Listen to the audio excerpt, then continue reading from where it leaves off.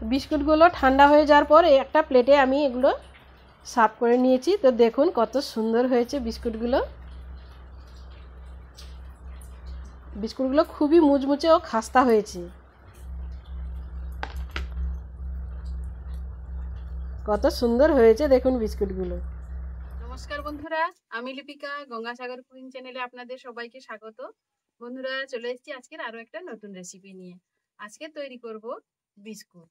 খুব সহজ পদ্ধতিতে বাড়িতে বিস্কুট তৈরি করব। আমরা দোকান থেকে বিস্কুট কিনে খাই, সেই বিস্কুট যদি বাড়িতে খুব সহজ পদ্ধতিতে বানানো যায়, তো বন্ধুরা পুরো রেসিপিটা আমার সঙ্গে থাকুন আর শুরু থেকে শেষ পর্যন্ত দেখতে থাকুন।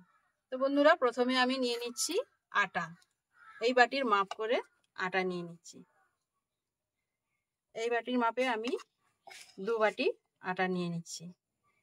আমি আটা ময়দা মিশিয়ে করছি, কেউ চাইলে শুধু আটা দিয়ে করতে পারে বা শুধু ময়দা দিয়েও করতে পারে। এবার নিয়ে নিচ্ছি ময়দা। ময়দা নিয়ে নিচ্ছি এটা 1 বাটি। সামান্য লবণ দিয়ে দিচ্ছি। চিনির গুঁড়ো দিয়ে দিচ্ছি চা চামচের 4 চামচ।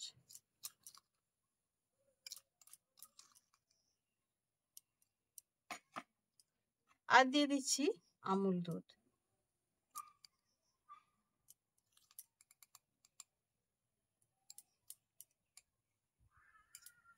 এটাও 4 চামচ দিয়ে দিলাম।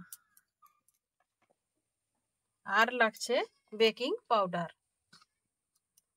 বেকিং পাউডারটা আমি নিয়ে নিচ্ছি চা চামচ নয়, এটা খুবই ছোট চামচ, এর 2 চামচ। চা চামচের 1 চামচ এটাই লাগছে। এবারে সবগুলো একসঙ্গে মিশিয়ে নেব। সব শুকনো উপকরণগুলো একসঙ্গে একটু মিশিয়ে নিচ্ছি।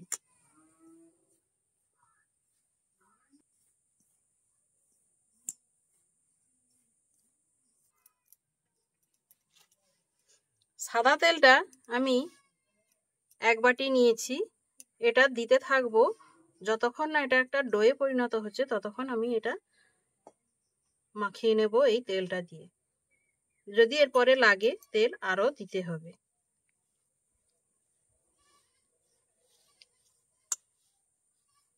এখানে কিন্তু কোনো জল ব্যবহার করা যাবে না।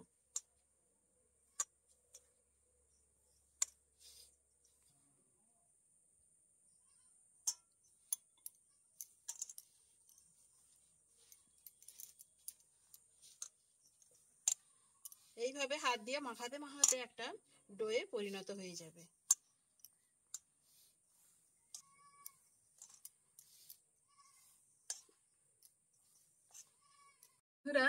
মোটামুটি ডোটা তৈরি হয়ে গেছে। আমি এর মধ্যে আরেকটা জিনিস অ্যাড করছি, সামান্য সাদা তিল এর সঙ্গে ছড়িয়ে দিচ্ছি। মুখে পড়লেই তিলটা খেতে খুবই সুন্দর লাগবে বিস্কুটের মধ্যে, সেই জন্য অল্প একটু তিল ছড়িয়ে দিচ্ছি। 1 চামচ মতো সাদা তিল নিয়েছি, নিয়ে দিয়ে দিচ্ছি। দিয়ে এটাকেও খুব ভালোভাবে মেখে নেব।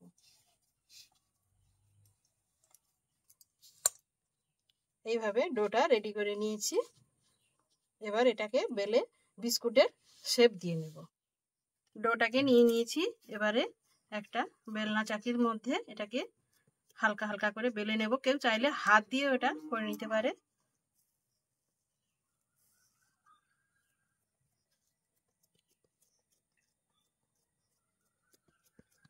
এটা যেহেতু তেল দিয়ে এটা তৈরি করা হয়েছে, সেই জন্য এটা একটু ভেঙে ভেঙে যেতে পারে, এতে কোনো সমস্যা নেই। যেহেতু এটা জল দিয়ে মাখানো হয়নি, এটা সেভাবে সুন্দর শেপটা আসবে না। এটাকে হালকা করে বেলনা দিয়ে একটু বেলে নেব।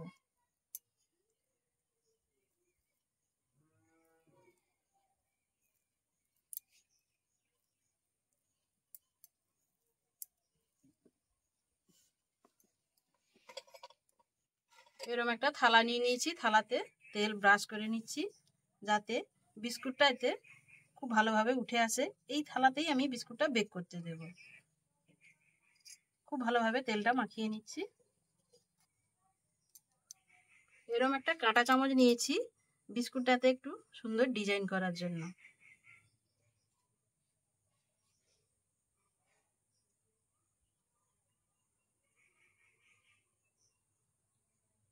কেউ ছুরি দিয়েও করতে পারে, আমি কাঁটা চামচ দিয়ে এইভাবে একটু ডিজাইন করে নিচ্ছি।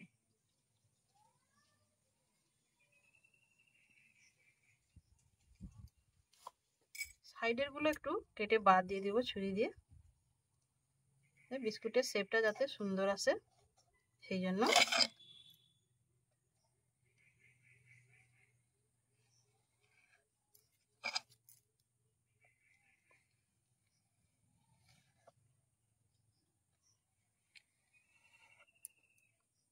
ধারের গুলো কিন্তু ফেলে দেব না, এটা আবারও বেলে নেব।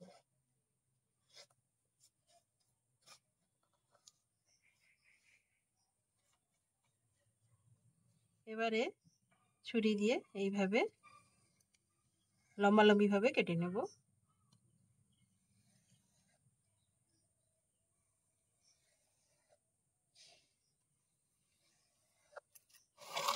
মাঝখান দিয়ে একটা কেটে নিচ্ছি। এইভাবে একটা একটা বিস্কুট আমি থালাতে সাজিয়ে নেব। বিস্কুটগুলো সব রেডি করে নিয়েছি। এবারে একটা উনুন ধরিয়ে কড়া বসিয়ে দিয়েছি, একটু কড়াটাকে হিট করে নিচ্ছি। বন্ধুরা, এর মধ্যে আমি আর একটু সাদা তিল উপর থেকে অল্প করে ছড়িয়ে দিচ্ছি, যাতে দেখতে সুন্দর লাগে, খেতেও খুবই ভালো হয়।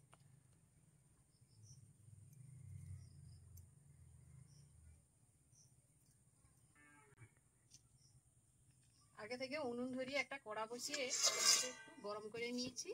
আমি এর মাঝখানেই দিয়ে দিচ্ছি এই থালাটা। এবারে 15 থেকে 20 মিনিট আমি এই বিস্কুটটা বেক করে নেব। এবার একটা থালা ঢাকা দিয়ে দিচ্ছি।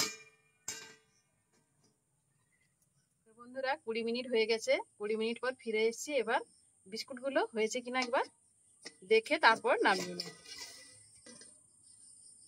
বিস্কুটগুলো ঠান্ডা হয়ে যাওয়ার পরে একটা প্লেটে আমি এগুলো সার্ভ করে নিয়েছি। তো দেখুন কত সুন্দর হয়েছে বিস্কুটগুলো। বিস্কুটগুলো খুবই মুচমুচে ও খাস্তা হয়েছে, সুন্দরভাবে হয়ে গেছে। এগুলোকে এবার কিছু সময়ের জন্য ঠান্ডা করে নেব। কত সুন্দর হয়েছে দেখুন বিস্কুটগুলো। তো বন্ধুরা, রেসিপিটা যদি ভালো লাগে অবশ্যই লাইক, কমেন্ট, শেয়ার করবেন। ইউটিউব থেকে দেখলে অবশ্যই চ্যানেলটি সাবস্ক্রাইব করবেন। ফেসবুক থেকে দেখলে অবশ্যই পেজটি ফলো করে আমার সঙ্গে থাকবেন। তো দেখা হচ্ছে অন্য কোনো নতুন ভিডিওতে। ততক্ষণে ভালো থাকবেন, সুস্থ থাকবেন। নমস্কার।